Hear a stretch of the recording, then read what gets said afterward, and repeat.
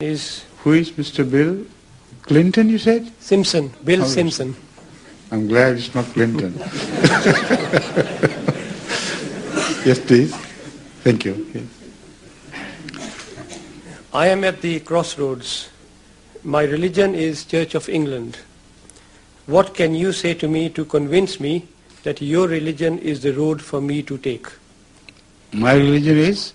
Church of England. No. How can I say what? My religion is what? What should I tell him? What is the last bit of the question? What can you say to me to convince me that your religion is the road for me to take?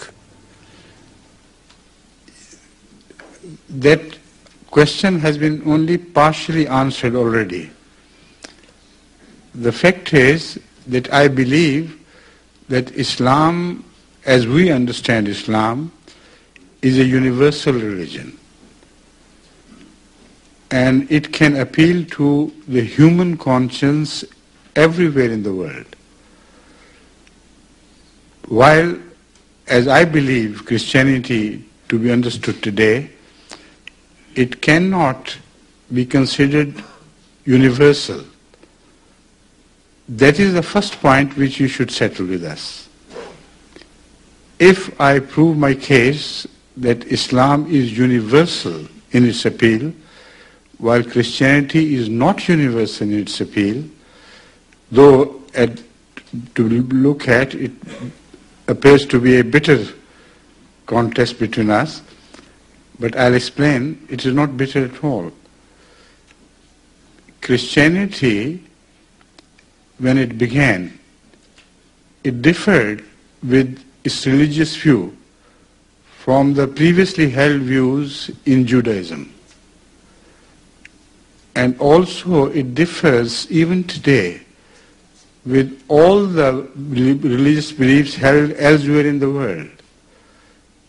Because no one believes in other religions that God gave birth to a son, and that son took the burden of all people's sins, provided they believe in him. Now this view is not shared by most so-called divine religions. And the second more difficult part is that when you invite them to Christianity, they will have to abandon their previously held views and their previously held religious leaders whom they hold in honor and reverence. For instance, a Hindu cannot join a Christianity unless he abandons Krishna and Rama and whoever he considers to be a man of reverence or the so-called God of reverence. He will have to abandon all of them and then turn to Jesus.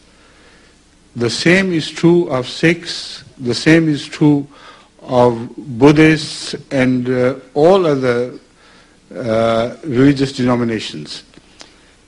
Now this is the major difference between Islamic approach and Christian approach. Islam emphasizes the fact that God sent true prophets or messengers to all the people of the world and at all times. As such, when a Hindu is approached by a Muslim, he will not have to abandon Krishna or Rama. He will only have to understand them in the within the framework of Islamic understanding, which will not sever his ties from his reverend leaders, but will give them a new meaning. That part I will explain further, and then perhaps you'll understand. Krishna is understood to be a God incarnate by many Hindus,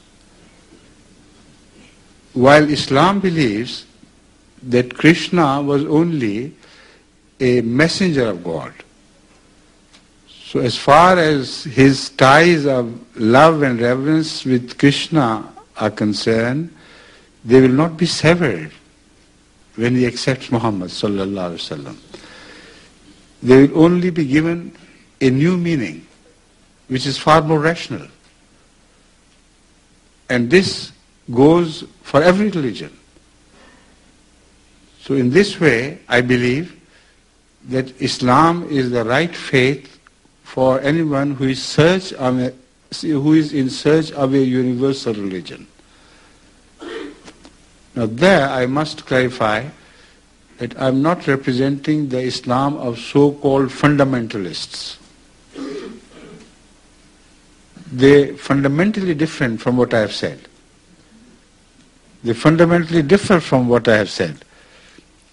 What I have said, I am presenting a universal God in which the message has to be conveyed with very special care, with persuasion and love, not with the help of terrorism, not with the help of sword or any weapons. So as such, I believe there's this appeal of Ahmadiyya is universal in nature and is rational in nature, and as such, it should appeal to the conscience of every person in the world. Thank you.